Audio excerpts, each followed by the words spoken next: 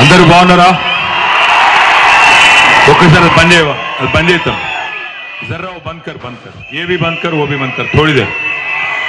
అందరూ బాగున్నారా? గద్వాల అందరూ బాగున్నారా? వినబడతలేదు. కృష్ణమోహన్ రెడ్డి నన్ను బాగానే చూసుకుంటున్నారా మీరందరూ? ఏమైనా ఇబ్బంది పెడుతున్నారా అన్నని? ఏం లేదుగా. ఎందుకంటే కృష్ణన్న తక్కువ మాట్లాడతాడు కానీ పనేమో ఇట్లా చేస్తాడు. ఇంత గొప్పగా పని చేస్తాడు కృష్ణమోహన్ రెడ్డి అన్న. ఇప్పుడు నేను ఈ 15-16 రోజుల్లో ఎన్నో ఎన్నికల సభలు అటెండ్ అయినా కానీ ఖచ్చితంగా నిజంగా చెప్పాలా, నిజాన్ని నిజంగా ఒప్పుకోవాలా. గద్వాలలో ఈరోజు జరిగిన సభ మొత్తం తెలంగాణలోనే నెంబర్ 1 అని చెప్తా ఉన్నా. ఆ క్రెడిట్ మొత్తం మా కృష్ణన్నదే.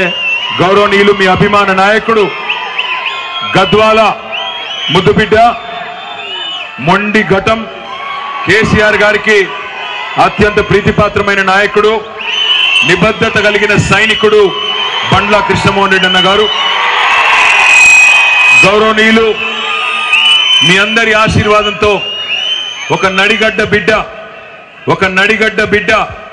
ఇక్కడనే పక్కనే అలంపూర్ తాలూకాలో జన్మించి తదనంతరం ఇక్కడే పెరిగి మీలో ఒకటిగా ఉండి తర్వాత మొత్తం భారతదేశంలోనే అత్యంత కఠినమైన యూనియన్ పబ్లిక్ సర్వీస్ కమిషన్ పరీక్షలో మరి పాస్ అయ్యే అతి కొద్ది మందిలో లక్షల మంది ఆ పరీక్ష రాస్తే 100 మంది పాస్ అవుతారు. ఆ 100 మందిలో మీ నడిగడ్డ నుంచి ఉన్న ఒక అతి గొప్ప నాయకుడు, ఆల్ ఇండియా సర్వీసెస్ లో మరి తనదైన ప్రత్యేకత ఉన్న నాయకుడు, గౌరవనీయులు ఇండియన్ పోలీస్ సర్వీస్ లో చేరి అడిషనల్ డైరెక్టర్ జనరల్ పదవిని కూడా అలంకరించి 7-8 ఏళ్ల తన పదవిని వదులుకొని పైసల కోసం కాదు ప్రజల కోసం బతికిన నాళ్ళు డాక్టర్ బాబాసాహెబ్ అంబేద్కర్ ఆశయాలు, మహాత్మా జ్యోతిబా ఫూలే ఆశయాలు, మహాత్మా గాంధీ ఆశయాలు, ప్రజాస్వామిక ఆలోచనలకు అనుగుణంగా పనిచేస్తా ఈ జీవితం ప్రజలకు అంకితం అంటూ ముందుకు వచ్చి ఇవాళ ఎంతమంది ప్రలోభ పెట్టినా, ఎంతమంది ఎన్ని రకాలుగా తనని ఆకర్షించే ప్రయత్నం చేసినా అధికార పార్టీ వాళ్ళు అన్నా నువ్వు రా, నువ్వెక్కడ నిలబడ్డా పార్లమెంటుకి మేము చూసుకుంటాం అని భరోసానిచ్చిన తెలంగాణ రాష్ట్ర పబ్లిక్ సర్వీస్ కమిషన్ పదవిని ఆశ చూపిన ఆఖరికి క్యాబినెట్ ర్యాంకులో మొన్నటిదాకా మన నిరంజన్ రెడ్డి గారు ఏ పదవి అయితే చేసేదో ప్లానింగ్ బోర్డు ఉపాధ్యక్షుడు క్యాబినెట్ ర్యాంకులో ఆ పదవిని ఇవ్వజూపిన అవన్నీ వదులుకొని మన కష్టంలో ఉన్న మన కేసీఆర్ తో కలిసి వచ్చిన అన్న ప్రవీణ్ అన్న నడిగడ్డకు ఇక్కడ మీ నాయకుడు కృష్ణమోహన్ రెడ్డి ఉన్నాడు ఒకవైపు, ఇక్కడ ఒక నాయకుడు ఉన్నాడు. ఇవాళ వ్యవసాయం బాగుండాలి అంటే జోడెద్దులు ఉండాలా, అంతేనా? మరి ఇక్కడ కృష్ణన్న ఉన్నాడు, ఇక్కడ ప్రవీణ్ అన్న కూడా వస్తే ఎమ్మెల్యే ఎంపీ ఇద్దరుంటే దున్ని పారేయచ్చు నడిగడ్డని. ఇక్కడ ఉండే తులసి వనం లాంటి నడిగడ్డలో ఉండే గంజాయి మొక్కలు, కాంగ్రెస్ బీజేపీ మొక్కలు పీకవతల పారేయచ్చు ఇద్దరు గట్టి నాయకులు ఉంటే. దయచేసి మిమ్మల్ని నేను ఒకటే కోరుతా ఉన్నా, నాయకులు ఎంతో మంది వస్తారు పోతారు, రాజకీయాల్లో ఎంతో మందిని చూసినాం కానీ ప్రవీణ్ కుమార్ లాంటి నాయకులు అరుదుగా వస్తారు. చదువుకున్నవాడు, రేపటి రోజున ఐపీఎస్ ఆఫీసర్ గా పనిచేసిన వాడు, రేపటి రోజున నాగర్ కర్నూలు పార్లమెంట్ సభ్యుడు ఎవరు అంటే మా ఎంపీ ప్రవీణ్ కుమార్ అని గర్వంగా చెప్పుకునే విధంగా పనిచేసే సత్తా ఉన్న నాయకుడు. ఇవాళ కృష్ణన్న గురించి మీరు ఎట్లయితే చెప్పుకుంటారో మావాడు మొండిగటం అనుకుంటే వదిలిపెట్టడు అని ఎట్లయితే ఆయన గురించి చెప్పుకుంటారో అట్లే రేపు ప్రవీణ్ అన్న గురించి చెప్పుకునే విధంగా అద్భుతంగా పనిచేయగలిగిన నాయకుడు. వదులుకోకండి. ఏ కాంగ్రెస్ వాడు, ఏ బీజేపీ ఏమి చెప్పినా ఈ చెవులోంచి వినండి, ఈ చెవులోంచి వదిలేయండి. కానీ 13 తారీఖు నాడు మాత్రం ఒక విద్యావంతుడు, ఒక అధికారిగానే 10 లక్షల మంది పిల్లలకు సేవ చేయగలిగిన వాడు. మరి అదే అధికారి గనక అదే అధికారి గనక మరి రేపటి రోజున పరిపాలన పగ్గాలు ఆయన చేతు పట్టుకుంటే ఎంత బ్రహ్మాండంగా ప్రజలకు సేవ చేస్తాడో ఆలోచించమని చెప్పి నేను కోరుతా ఉన్నా. అందుకే 13 తారీఖు నాడు ఆర్ఎస్ ప్రవీణ్ కుమార్ గారి కారు గుర్తుకు దయచేసి ఓటేయండి, మర్చిపోవద్దు. ఇక మీ ఎమ్మెల్యే గారి గురించి ఎంత చెప్పినా తక్కువనే. ఎందుకంటే కేసీఆర్ గారికి అత్యంత నమ్మకస్తుడైన అత్యంత ఇష్టమైన నాయకుల్లో కృష్ణమోహన్ రెడ్డి గారు అగ్రగణ్యుడు. 1 కాదు 2 కాదు 4125 కోట్ల రూపాయలతో మరి గద్వాల నియోజకవర్గాన్ని అభివృద్ధి చేసిన దమ్మున్న నాయకుడు కృష్ణమోహన్ రెడ్డి గారు. అదేవిధంగా ఇవాళ గద్వాల జోగులాంబ గద్వాల ఇవాళ జిల్లా కేంద్రం అయిందంటే, ఒకనాడు తాలూకా కేంద్రంగా ఉన్న గద్వాల ఇవాళ జిల్లా కేంద్రం అయిందంటే దానికి ఒకే ఒక్క కారణం కృష్ణమోహన్ రెడ్డి గారు అనే మాట నేను మీకు ఈ సందర్భంగా విజ్ఞప్తి చేస్తాను. ఇవాళ రేవంత్ రెడ్డి అంటా ఉన్నాడు పార్లమెంటుకి ఒకటే జిల్లా ఉండాలంట, పార్లమెంటుకి ఒకటే జిల్లా ఉండాలంట. అంటే నాగర్ కర్నూలు పార్లమెంట్లో మరి 3 జిల్లాలు ఉన్నాయి. గద్వాల జిల్లా ఉన్నది, వనపర్తి జిల్లా ఉన్నది, నాగర్ కర్నూలు జిల్లా ఉన్నది. మనం బుద్ధి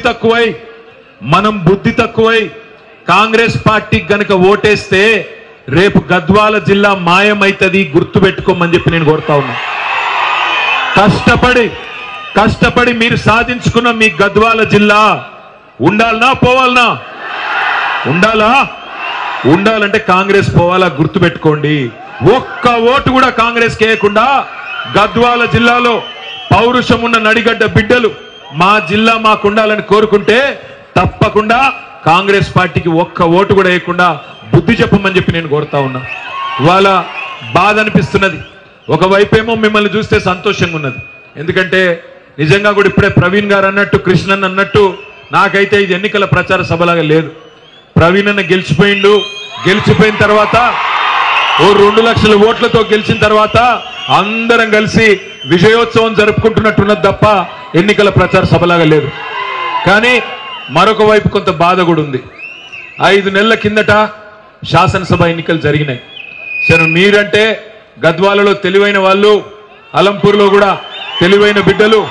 మీరేమో కాంగ్రెస్ పార్టీ ఎన్ని మాయ మాటలు చెప్పినా మీరు మోసపోలేదు. మరి గద్వాలలో, అలంపూర్లో నడిగడ్డ మొత్తం గులాబీ జెండానే ఎగిరింది. 2 తాలూకాల్లో మరి కేసీఆరే ముఖ్యమంత్రి కావాలని చెప్పి తీర్పునిచ్చినారు.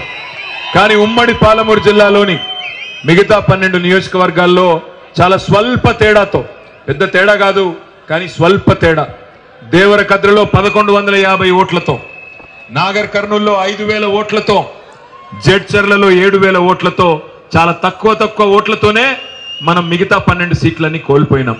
ఎందుకు కోల్పోయినాం? ఒకటే కారణం. ఏం కారణం అది? కాంగ్రెస్ పార్టీ అరిచేతిలో వైకుంఠం చూపెట్టి మోచేతికి బెల్లం పెట్టి అందరినీ గందరగోళం చేసింది.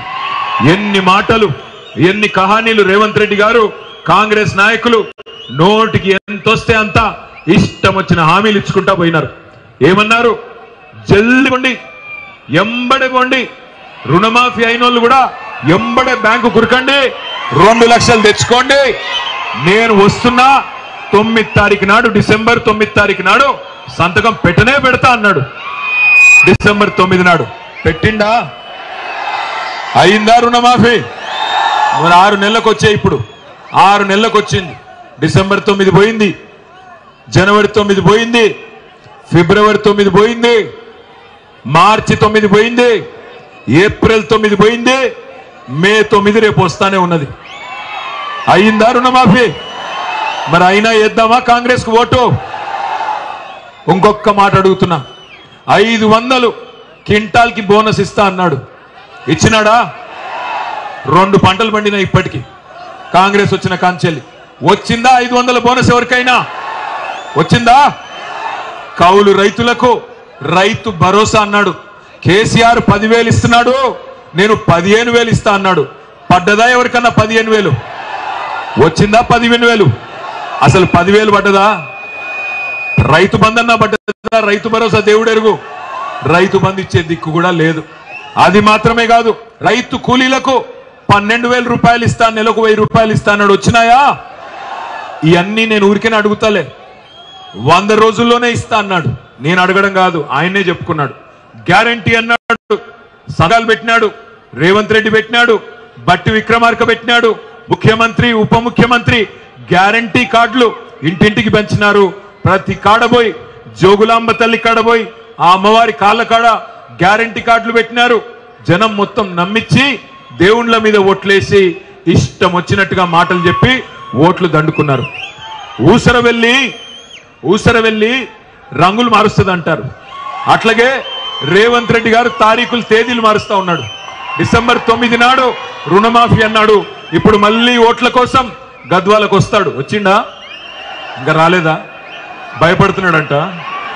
నడిగడ్డ అంటే మీ దెబ్బకి భయపడ్డాడో ఏమో, నడిగడ్డ దెబ్బకి భయం వచ్చిందేమో కానీ అన్ని ఊర్లకు పోయి ఏ ఊరికి పోతే ఆ ఊళ్ళో దేవుడి మీద ఒట్టు, కేసీఆర్ని తిట్టుడు, దేవుళ్ళ మీద ఒట్లు, రెండే పని, ఇంకేమీ లే. ఇక్కడికి వస్తే ఏం చెప్తాడు?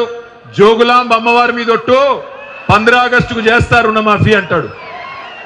ఊసర వెళ్ళి రంగులు మార్చినట్టు ఈయనేమో తేదీలు తారీఖులు మారుస్తా ఉన్నాడు. దయచేసి నేను మిమ్మల్ని ఒకటే కోరేది, ఒకరెవరైనా మనను మోసం చేస్తే మొదటిసారి మోసం చేసినోడిది తప్పైతుంది, రెండోసారి కూడా వాడి చేతిలోనే మనం మోసపోతే మన తప్పైతుంది. ఒకసారి రేవంత్ రెడ్డి చేతిలో రైతులు ఈ రాష్ట్రంలో మోసపోయినారు. రైతు భరోసా అంటే నమ్మినారు, 2 లక్షల రుణమాఫీ అంటే నమ్మినారు, 15,000 రైతు భరోసా అంటే విశ్వాసంలోకి తీసుకున్నారు, రైతు కూలీలకు ఇస్తానంటే నమ్మినారు, కౌలు రైతులకు రైతు భరోసా అంటే నమ్మినారు. ఇవన్నీ నమ్మి ఓట్లేసినారు. ఇవాళ ఓడ మీద ఉన్నప్పుడేమో ఓడమల్లన్న, ఒడ్డుకెక్కినాక బోడమల్లన్న, అట్లా అయిపోయింది మన పరిస్థితి. కరెంటు బాగా వస్తుందా కాంగ్రెస్ వచ్చినాక? మోటార్లు కాలుతున్నాయా? మంచినీళ్ళకి తిప్పలు అవుతుందా? అందుకే కేసీఆర్ గారు చిలకకు చెప్పినట్టు చెప్పినాడు ముందే, మోసపోతే గోస పడతాం, నమ్మొద్దు కాంగ్రెస్ అని చెప్పినాడు. కాంగ్రెస్ కావాలనా కరెంటు కావాలనా అని చెప్పి కూడా అడిగినాడు కేసీఆర్ గారు. ఆఖరికి మంచినీళ్ళ కోసం, సాగునీళ్ళ కోసం ఇదిగో మీ ఎమ్మెల్యే గారు ఈయన దీక్ష చేస్తే తప్ప ఏప్రిల్ 15 నాడు అంబేద్కర్ జయంతి తెల్లారి కృష్ణమోహన్ రెడ్డి గారు దీక్ష చేస్తే తప్ప నారాయణపూర్లోకించి ఈయనే చేసినారు. అది కూడా ఇదే చౌరస్తాలో దీక్ష చేస్తే తప్ప, జల దీక్ష చేస్తే తప్ప నీళ్లు కూడా విడుదల చేయని సన్నాసి ప్రభుత్వం రేవంత్ రెడ్డి ప్రభుత్వం. మా ఆడబిడ్డలు ఎక్కడున్నారు? ఆడపిల్లలు ఎక్కడున్నారు? ఉన్నారా? అరే మీరు తొక్కేస్తున్నారా తమ్మి ఆడవాళ్ళందరినీ? ఇక్కడున్నారా అమ్మా? అమ్మ మరి రేవంత్ రెడ్డి గారు మీకు చాలా చెప్పినాడు, తులం బంగారం ఇస్తా అన్నాడు, వచ్చిందా? మరి అయ్యా మీకు రాదురా తులం బంగారం, వాళ్ళకు వస్తుంది. మహిళలకి చెప్పినాడు, అమ్మాయిలు పెళ్లి చేసుకుంటే కేసీఆర్ ఏమో ₹1,00,000 ఇస్తున్నాడు, నేను తులం బంగారం ఇస్తా అన్నాడు. ఇచ్చిండా లేదా? ఇప్పుడు మీరు చెప్పండి, ఇచ్చిండా లేదా? మరి వాళ్ళ రేవంత్ రెడ్డి గారు 1,50,000 పెళ్లిళ్ళైనాయి నువ్వు ముఖ్యమంత్రి అయినాక. 1,50,000 తులాల బంగారం మా ఆడబిడ్డలకు బాకీ ఉన్నావు, గుర్తు పెట్టుకో, వదిలి పెట్టమని చెప్పి విజ్ఞప్తి చేస్తా ఉన్నాం. నెలకి 2,500 రూపాయలు ఇస్తానన్నాడు మా ఆడబిడ్డలకి. ఇస్తున్నాడు కదా? మీరు నాకు అబద్ధం చెప్తున్నారు గద్వాల్లో. ఎందుకంటే అక్కడ రాహుల్ గాంధీ ఏమో నిర్మల్ తాలూకాలో చెప్తున్నాడు, ఆదిలాబాద్ లో వేస్తున్నాం డబ్బులు 2,500 పడతానే ఉన్నాయి, నెలకి పోతానే ఉన్నాయని చెప్తున్నాడు. పడతలేవా? లే మీరు తప్పు చెప్తున్నారు నాకు పక్కానా. మరి అయినా కూడా కాంగ్రెస్కి ఓటేద్దాము మళ్ళీ.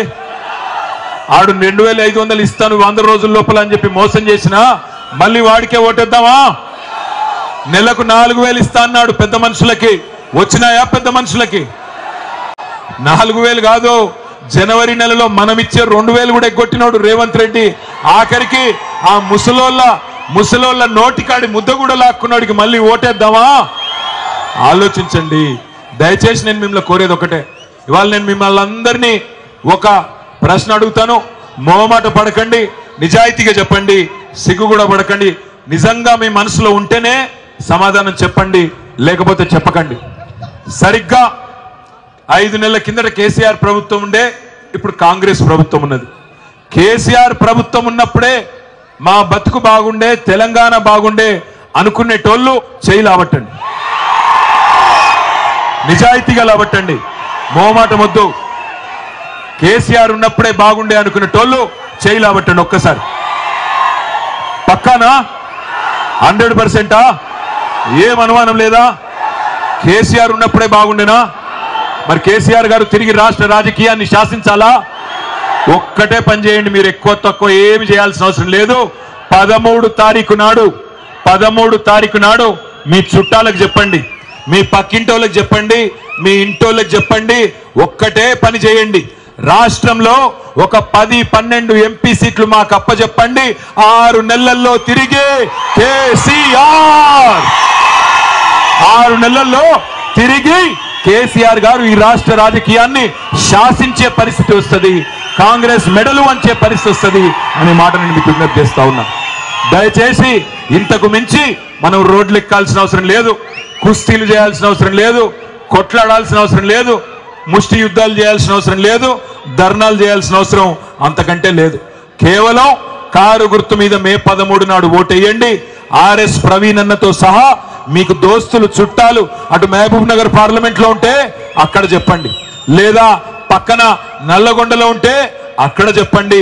రాష్ట్రంలో ఎక్కడెక్కడ మీ వాళ్ళు ఉంటే, ఎక్కడెక్కడ మీ క్లాస్మేట్స్ ఉంటే ఫోన్ చేసి చెప్పండి, తిరిగి కేసీఆర్ గారు ఉంటేనే బాగుంటది అనే మాట మీ మనసులోని మాట గట్టిగా చెప్పమని చెప్పి కోరుతా ఉన్నా.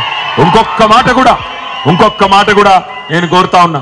మీ ఎమ్మెల్యే గారు బ్రహ్మాండంగా గద్వాలను జిల్లా చేయడమే కాదు, మీ పిల్లల కోసం, ఇక్కడ ఉండే మరి బలహీన వర్గాల పిల్లలు, ఇక్కడ ఉండే దళిత పిల్లలు, ఇక్కడ ఉండే అగ్రవర్ణాల్లోని పేదల పిల్లలు, ఇక్కడ ఉండే మా మైనారిటీ బిడ్డల కోసం మెడికల్ కాలేజు, నర్సింగ్ కాలేజ్ కూడా ఇక్కడే పెట్టించినాడు మీ కృష్ణమోహన్ రెడ్డి గారు. మరి నేను ఒకటే అడుగుతా ఉన్నా, రేపు రేవంత్ రెడ్డి జిల్లా తీసేస్తా అంటే కాలేజ్ కూడా ఎత్తేస్తాడు కదా. మరి పోనిద్దామా మన కాలేజీని? పోనీయా మన కాలేజీ? మరి పొరపాటున కాంగ్రెస్ ఓటేస్తే కాలేజీ పోతుంది, జిల్లా పోతుంది. మీ ఎమ్మెల్యే గారు కష్టపడి 10 ఏళ్ళు మరి సంపాదించి మొత్తంగా మీ గద్వాల కోసం సంపాదించిన ప్రతి పనిని కాంగ్రెస్ పార్టీ ఓటు వేస్తే నాశనం అవుతుందనే మాట కూడా నేను విజ్ఞప్తి చేస్తా ఉన్నా. అదేవిధంగా 300 పడకల ఆసుపత్రి ఇక్కడే పెట్టుకున్నాం. మరి 45 కోట్లతో కాలేజీ కట్టుకున్నాం. అదే మాదిరిగా ఎమ్మెల్యే గారు వైద్యం కోసం, కేవలం వైద్యం కోసం 229 కోట్ల రూపాయలతో వివిధ పనులు చేపట్టినారు. అదే మాదిరిగా ఆనాడేమో కాంగ్రెస్ గతంలో ప్రభుత్వం ఉన్నప్పుడు నేను రాను బిడ్డో సర్కారు దవాఖానకని పాటలు రాశారు సినిమా కవులు. కానీ మన ప్రభుత్వం వచ్చినాక సర్కారు దవాఖానకే పోతాననే పరిస్థితి. ఈరోజు మళ్ళీ ఆ సర్కారు దవాఖానను పట్టించుకునే వాళ్ళు లేకుండా పోయాడు. ఆనాడు మన ప్రభుత్వం ఉన్నప్పుడు మరి ప్రతి నిత్యం అధికారులు కానీ, అదేవిధంగా డాక్టర్లు కానీ, మంత్రి గారు కానీ ఆనాడు బ్రహ్మాండంగా పట్టించుకున్నారు. కాబట్టే భారతదేశంలోనే అత్యధికంగా ప్రసూతులు గవర్నమెంట్ ఆసుపత్రుల్లో తెలంగాణలో జరిగేది. ఇలా మళ్ళీ ఆ పరిస్థితి లేకుండా పోయింది. అదే మాదిరిగా నెట్టెంపాడు ద్వారా ఇక్కడ మన గద్వాలలో గతంలో కేసీఆర్ గారి హయాంలో 1,25,000 ఎకరాలకి నీళ్లు వచ్చేది. కానీ ఈరోజు ఈ ప్రభుత్వం వచ్చిన తర్వాత ఈ సన్నాసులకి కృష్ణా జలాలను ఎట్లా వాడుకోవాలో తెలవక కృష్ణా రివర్ మేనేజ్మెంట్ బోర్డుకి, అంటే ఢిల్లీకి నరేంద్ర మోడీ చేతుల్లో ఇవాళ జుట్టును అప్పచెప్పడం వల్ల, కృష్ణా జలాలను అప్పచెప్పడం వల్ల ఇలా సగం పంటలు ఎండిపోయే పరిస్థితి ఉన్నమాట వాస్తవమా కాదా? మా రైతన్నలు ఆలోచించాలని చెప్పి నేను కోరుతా ఉన్నా. అదేవిధంగా సాగునీటి సంగతి దేవుడెరుగు. తాగునీటికి కూడా ఇబ్బంది అయితే ఇక్కడే కృష్ణన్న దీక్ష చేసేదాకా నీళ్లు కూడా రాని పరిస్థితి. నేను ఒక్కటే అంటా ఉన్నా, ఇక్కడికి వచ్చిన మా ఆడబిడ్డలను అన్నదమ్ముల్ని, బడాబాయి తెలుసు మీకు ఢిల్లీలో? బడాబాయి ఎవడు బడాబాయి? మోడీ. చోటాబాయి ఎవడు? చోటాబాయి. బడాబాయి చోటాబాయి తెలుసు కదా ఇద్దరు. బడాబాయి ఏమో 2014లో బడా మోసం. ఆయన ఏమన్నాడు? భాइयों बहनों मित्रों आप सब लोग जन धन खाता खोलो, मैं धन 15 लाख डालता हूं అన్నాడా? పడ్డాయా 15 లాఖ్? పడ్డాయా? ఏంది గద్వాల్లో అరుణమ్మ ఏమన్నా తెచ్చిచ్చిందా? పడ్డాయా 15 లాఖ్? లేదా?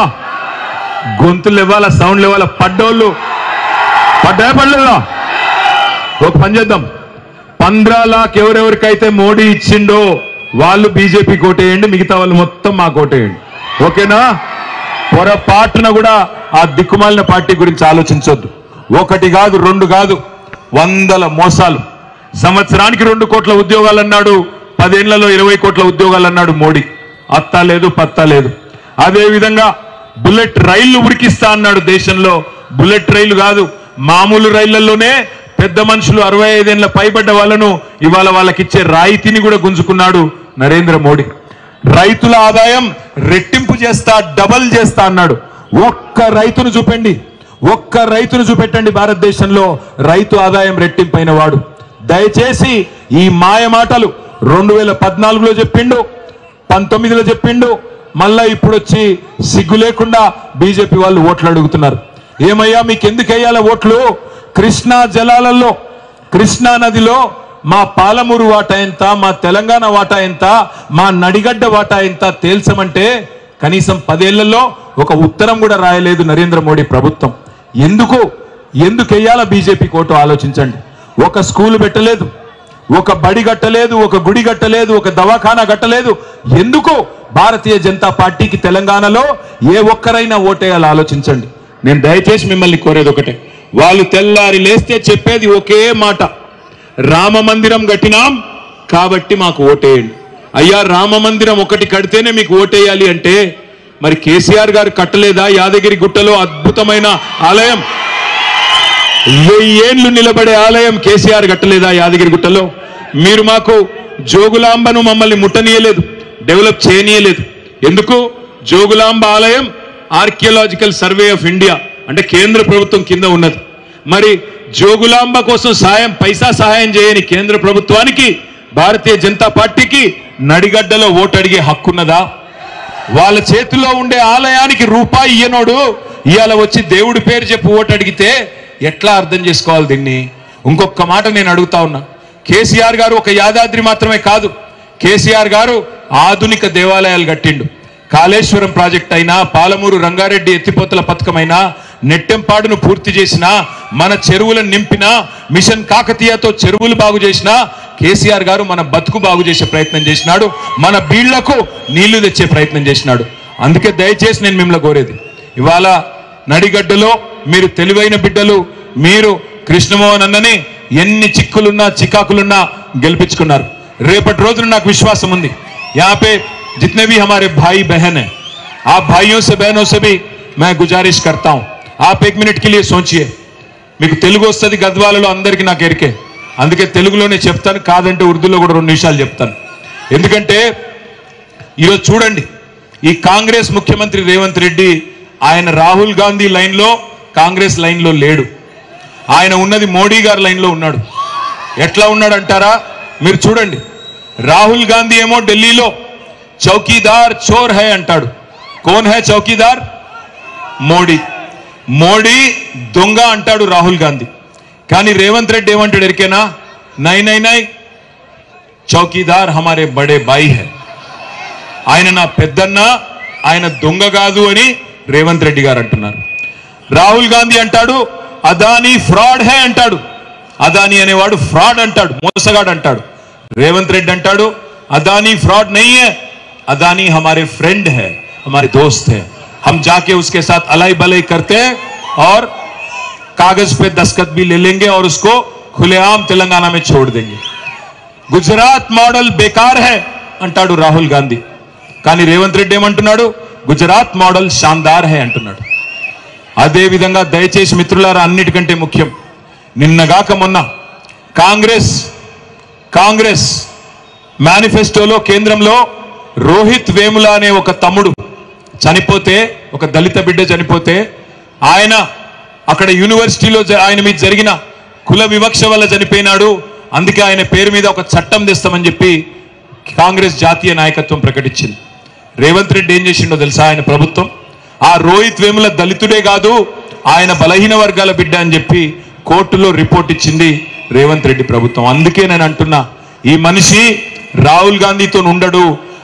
రేపు ఎలక్షన్ తెల్లారి బీజేపీలోకి జంప్ అయ్యే మొట్టమొదటి వ్యక్తి రేవంత్ రెడ్డి, గుర్తుపెట్టుకోండి. దయచేసి ఇక్కడున్న మా ముస్లిం అన్నాదమ్ముళ్ళు, క్రిస్టియన్ అన్నాదమ్ముళ్ళు, మీరు పొరపాటున కాంగ్రెస్ కు ఓటేస్తే దానివల్ల లాభం జరిగేది భారతీయ జనతా పార్టీకి, రేవంత్ రెడ్డికి అనే మాట దయచేసి గుర్తుపెట్టుకోండి.